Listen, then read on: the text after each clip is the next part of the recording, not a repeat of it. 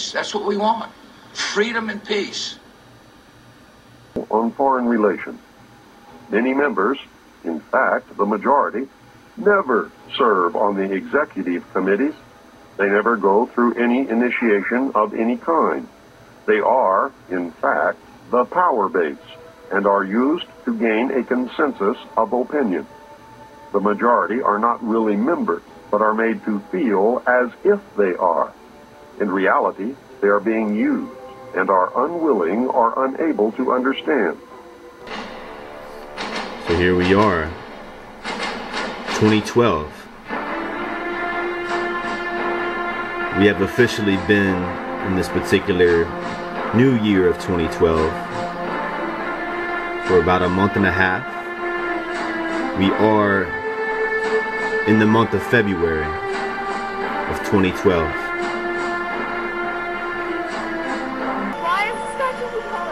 So we have two different versions of people's perceptions on what is really supposed to take place on December 21st of this year, 2012. Now, what have we really been hearing about so much in the past 2 to 5 years about this whole cosmic shift? You know, going back to the Mayan calendar prophecies, or so-called prophecies, along with Nostradamus and other forms of modern intelligence. You know, you have just a collaboration of actual facts and propaganda. So people buy into things they should not, and other people kind of ignore things that they should look into. So we have one side saying that there's going to be an alignment, or the whole Nibiru, or a meteorite, or whatever may or may not happen. That's kind of an exaggeration, an actual collision of a planet. But more realistically, there is a so-called comet or black planet out there amongst our solar system that has been causing recent earthquakes in the past year. We are going from special effects and exaggerated perceptions to actual real-life footage right here of the terrible tsunami that took place last year in Japan. About this time last year, the end of the world in 2012. But could it be much, much sooner? Realistically, is the gravitational pull of this so-called comet or planet. We'll have different names for Elenin or Nibiru, from the devastating earthquake or in Japan to whatever you might want to call it. The likes of which we've never seen. Tornadoes, volcanoes, all kinds of natural disasters. You know, we had those super tornadoes last year that dude, it's looking like it's coming right here. really set the record, you know, as far as the number of these mass tornadoes that swept through the Midwest and even the East Coast.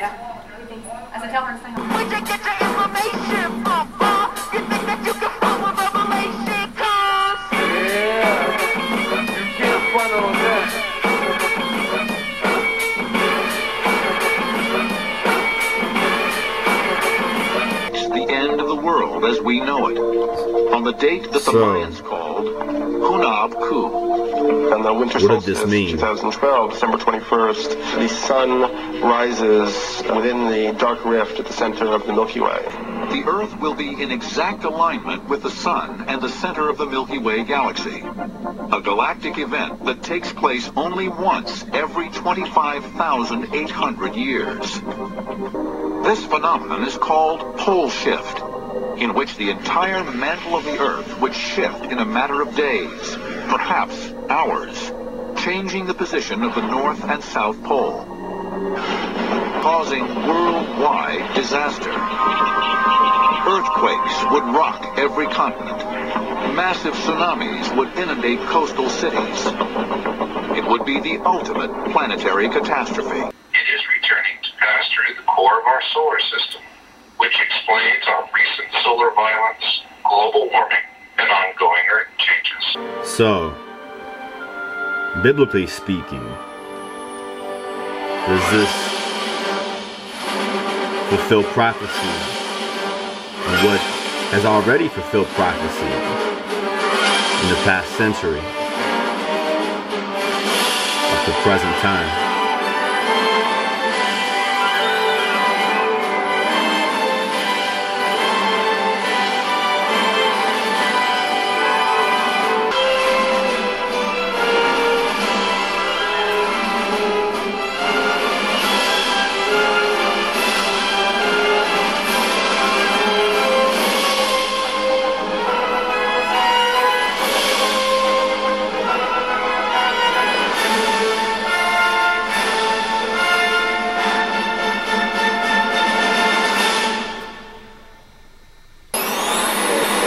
I hear the words of a higher man say,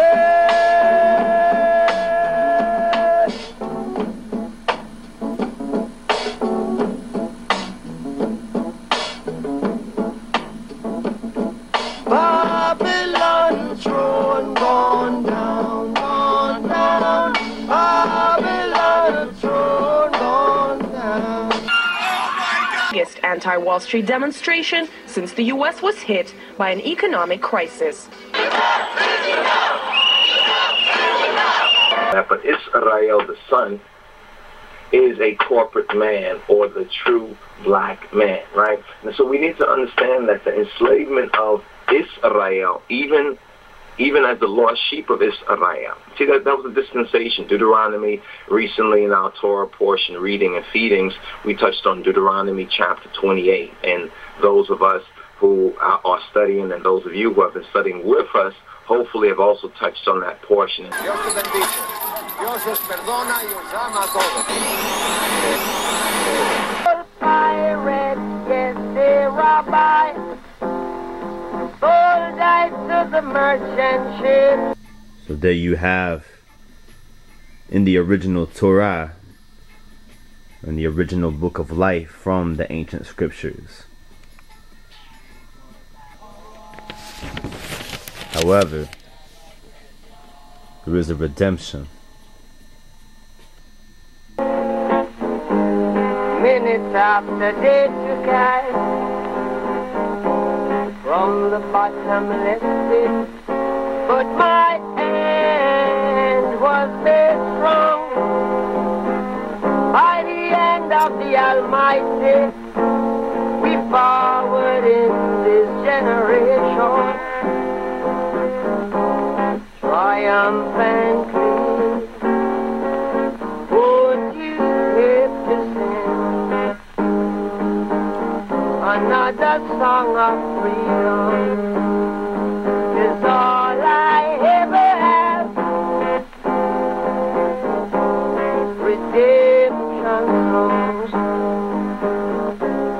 redemption songs. There was a redemption in this past century for the people of Israel, for the people in all languages and all nations upon this earth. Going back to that original redemption over 2,000 some years ago, the true Moshiach and that first advent. As we learn about in the new covenant, or Brahadasha, through Yahweh's salvation, that Yahweh's infinite love and salvation is for all people. That's all generations, all people, with faithful Hebrew Israelites, Jews and Gentiles of all people. And that Israel's rejection is not final, especially through the new covenant. And that there is salvation of the Gentiles being spiritually reborn and spiritually adopted into that Jah life tree. Yes. As it speaks of in the book of Romans, in the Brahadasha, New Testament, or New Covenant, that Almighty Yah, or Ha-Elohim, has the power to graft them in again, speaking of the original Beta Israel. For if you have been cut from what is by nature a wild olive tree and grafted contrary to nature into a cultivated olive tree, how much more will these natural branches be grafted back in to their own olive tree?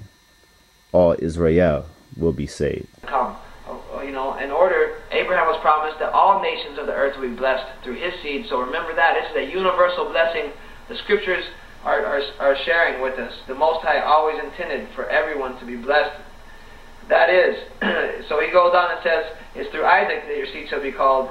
And what this means, that is, those who are the children of the flesh, these are not the children of Elohim, but the children of promise are reckoned as the seed. Okay, so those that believe in the promises, those that have faith in what the Most High has spoken, those are the seed. And just because you're born into a family does not mean that you're really going to reflect the characteristics of the family. Let's look at Isaac himself. Isaac had two sons, Jacob and Esau. Esau was the first one. He didn't get the birthright. He sold his birthright. Some people don't respect their position in the family, and that's why it's open. Whoever wants, come drink. Whoever's thirsty, take of these waters and have your fill. These are days of blessings for all people. And the Most High will make a nation, and this nation will be made up of all nations. And this nation will spread this good news and actually help expose Babylon, help bring Babylon down, at the same time help build and plant his kingdom through the Mashiach Yahshua. I love you all so much. We'll talk soon. This is Joseph Israel. One love to all. One love. One love. So who are spiritual Israel? End of chapter 12. Who are a spiritual seed of Abraham, who keep Yahweh's commandments and hold the testimony of Yahushua, Jesus Christ. Who Israel, of all nations, in all languages, who keep Yah's commandments and hold the testimony of Yeshua HaMashiach. Not those who reject the Brahadasha, but those who keep Yahweh's commandments and hold the true testimony of Yahushua HaMashiach, Jesus Christ. So, basically those who seek righteousness, not on a religious level, but a true God-conscious, spiritual level, and that oneness and connection with the omnipresent and the Almighty. This is universal to all philosophies and religions, or so-called religions, as a spiritual way of life, not as organized religion, and the corruption of mankind that divides. But there's also information out there saying not to worry. It's almost like the powers that be control the media, putting all this stuff out there in the past couple of years, and then just in the past month, on New Year's, they're talking about, oh, it's not really going to happen. It's like they're playing mind games with people. And what is going to happen is this spiritual transition, like a spiritual transformation that's more psychological. Is it because the powers that be, even the devil himself, knows that their time is short? So basically, if anything does take place on the earth, it's not going to be like the movie 2012 or Independence Day.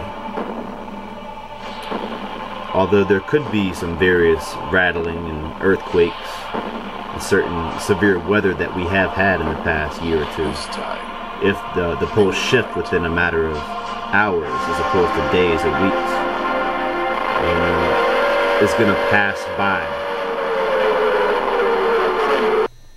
Or more so, pass over.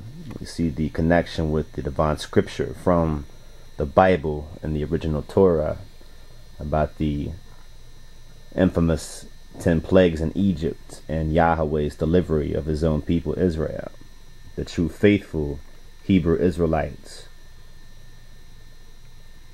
who revealed to the instruction of Ha-Elohim and put the blood of the covenant of the sacrificial lambs on their doorpost in Egypt. A sacrificial lamb, in a spiritual metaphor, being reverence to the Father's will and righteousness and true reverence to Yah's will, and that sacrifice of the heart. You know how the rest of the story goes in the book of Exodus. The people of Israel, delivered from the oppression of the so-called Egyptians in that time. Years of oppression, the opening of the Red Sea, and both spiritually as well as scientifically can make sense when you think about today's times. Not to say that the angel of death or that angel passing over was necessarily a planet 100%, but an angelic being could have some kind of spiritual significance. Does that mean anything is supposed to happen on this particular year? Yes and no. It's very possible that December 21st, 2012 could pass, and then all these pagan holidays like Christmas and New Year's pass, and people end up spending a lot of money, just like every year, and end up broke. But it's good to be conscious as well. The spiritual consciousness and downfall of what many call white supremacy will take place. The same white supremacy that affects people of all colors, both black and white, brown and yellow, both male and female, both young and old. In a loud call for And let those who have eyes to see, let them see, regardless of what particular philosophical background or religious background or lack of. They're stealing from the poor who need all their things to live and giving it all to the rich. It makes no sense. Because of the scams of Wall Street's fat cats, millions of Americans lost their homes. Millions more lost their jobs. So this is universal to people of all philosophies and belief systems, of all cultures. You know, it's that higher level of spiritual awareness. These truth vibrations, as many would call, spreading out to those who have good hearts and true consciousness. You know, it's about reaching out to others and seeing all people as one people on this blessed earth. It's these powers that be in this corrupt Babylon system or control system that keeps us in bondage through division. So after 2012, we go on to contributing to the downfall of this control system. It begins in your mind. Emancipate yourself from mental slavery. None but ourselves can free our minds. Planning a strike on Iran's nuclear sites in as little as a month. Ayatollah Ali Khamenei warned Israel not to attack Iran's nuclear facilities, threatening the U.S. as well, saying an attack would be 10 times worse for the United States than for Iran. Have no fear for atomic energy, 'cause none of them can stop the time. How long shall they kill our prophets while we stand aside and look? Some say it's just a part of it. We got to fulfill the book. Won't you help to sing another song of freedom?